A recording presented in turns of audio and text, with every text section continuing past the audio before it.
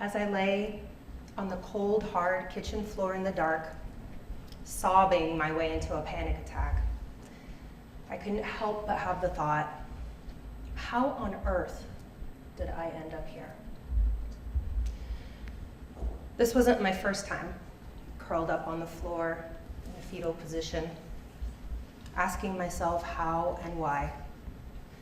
The only difference this time, though, I had hit my rock bottom.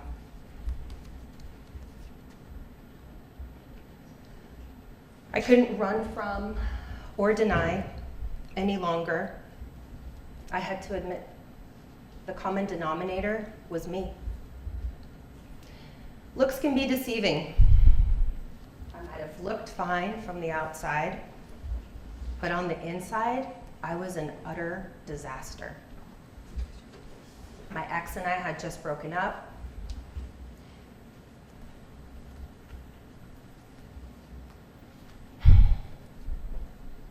I was heartbroken, lost, and a mess. I was broke, homeless, and depressed. Sadly, the decisions I had been making up to this point in my life were rooted from a place of lack, a lack of self-love. It was actually a poison that was coursing through all the veins of my life, my career, my money, my relationships, my health. I was always in a job that didn't fulfill my purpose. I yo-yoed with money. I never seemed to have enough. I was scraping by from paycheck to paycheck, and I was constantly sick. And my relationships consisted of frenemies and abusive partners. It was a wonder the poison hadn't completely taken me out. But this was my mode of normal. It's how I had lived my entire life. It was safe, it was familiar, and I didn't know anything else. Anything else would have been foreign to me. It was so far outside of what I knew that I couldn't even imagine what a different life looked like. A life without abuse, self-inflicted or otherwise. A life without playing the victim. Research shows that most people tend to think so little of themselves that they don't have a lens through which to see the state that they're in. A life that lacks self-love, self-esteem, or self-worth. 60% of people struggle with self-love on a regular basis. And only 1 in 2 people globally say that they feel comfortable being completely themselves. How about you? Have you ever put yourself down? Allowed others to hurt you? Experienced burnout or exhaustion? Or maybe even had an addiction to drugs, alcohol, food, or work? These stem from us seeing ourselves as a passenger rather than a driver in our lives. I heard people saying very often in my life, you can't truly love someone until you love yourself. Raise your hand if you've ever heard that. Yay, I'm not alone. Well, I never believed that phrase or that quote because I knew I loved people deeply, in fact. But through the years of healing and more growth, I finally came to see that not only was I not loving myself, I wasn't really truly loving others in a healthy and regulated way. What did this look like? It looked like being passive aggressive. It looked like severely avoiding conflict at all costs, just to find that ultimately it was even more detrimental to the relationship to not address issues and needs and expectations. It also looked like me trying to fill a void that I couldn't fill within myself. It was a huge wake-up call. But self-love is not selfish. It's fundamental. Self-love means valuing and accepting yourself for who you are, with all of your strengths and any of your imperfections. Self-love looks like treating yourself with kindness, not calling yourself names or harshly critiquing yourself. Self-love is about setting healthy boundaries, which sometimes can look like just saying no. Self-love is prioritizing your well-being, growth, and self-respect. Self-love is deep nourishment, which sometimes just means resting so that you don't burn out. It looks like unconditional acceptance, authenticity, showing up as yourself, even when you know other people might judge you and you don't know what they're gonna think. It's about feeling safe within your body, your mind, your environment, and your surroundings. And self-love is about care and consideration.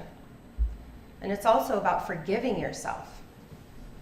These are just to name a few.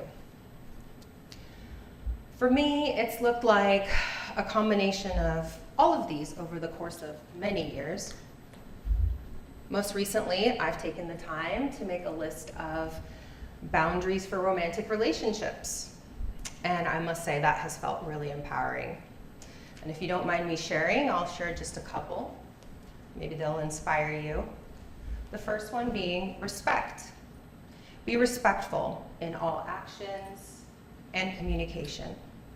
No demeaning behavior, no rudeness, no demanding or belittling, no abuse of any kind. Another one is growth and healing. They must be committed to nonstop growth with the mentality of best me for us. Best me for us. But that goes both ways. They can expect the same from me as well.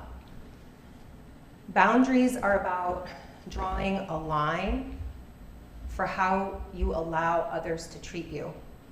It's not about demanding things, and it's not about trying to change people. It's simply stating what you will not tolerate. And if you don't give yourself that love and care, how can you ever expect it from anyone else? Because see, we set the tone and the standard for how others treat us. So why not let it be good? It took me another several years to claw my way out of the dark pit of my rock bottom.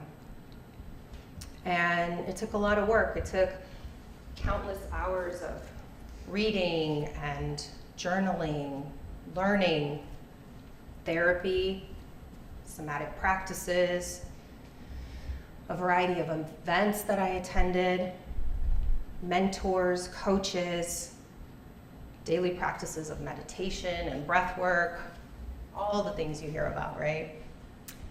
It also took a lot of tears to release, a lot of grief work, a lot of hours talking to my mom, and more to finally lift me up and put me on a path to living an aligned and victorious life.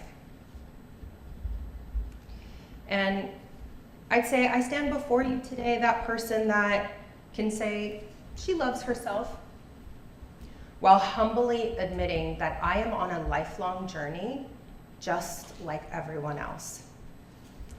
And it will look different for each of you. Each of us is on our own journey called life. You might end up utilizing some of these resources, or maybe all of them. As long as you follow your intuition while centering your intention for prioritizing self-love, you'll do just fine. But remember, the path is not linear. It looks different for us all. So let's zoom out for a minute. Here's a thought. One small act of self-compassion can set off a chain that changes numerous lives. The key to making a bigger impact isn't about doing more for others, it's actually about taking care of ourselves first. Loving and healing yourself is one of the most radical ways to create change. Our inner dialogue, our ability to heal, and our capacity for self-love creates profound ripple effects on the world around us. Self-love is not selfish, it's foundational. And when we learn to treat ourselves with kindness and compassion, we model that behavior to others. When we heal, we stop unconsciously projecting our pain onto other people. And when we embrace our worth, we give permission for others to do the same. Gandhi said, "Be the change you wish to see in the world." Well, I say, be what you wish to see in the world. And this can look like being kind and patient, accepting of yourself and of others. Imagine if 7 billion people took care of themselves, not in a way that disregards others, but in a way that acknowledges our interconnectedness. What small step can you take today to love yourself and to be what you want to see in the world? How different could the world look if we truly believed and embodied the mantra that love is the answer? Thank you.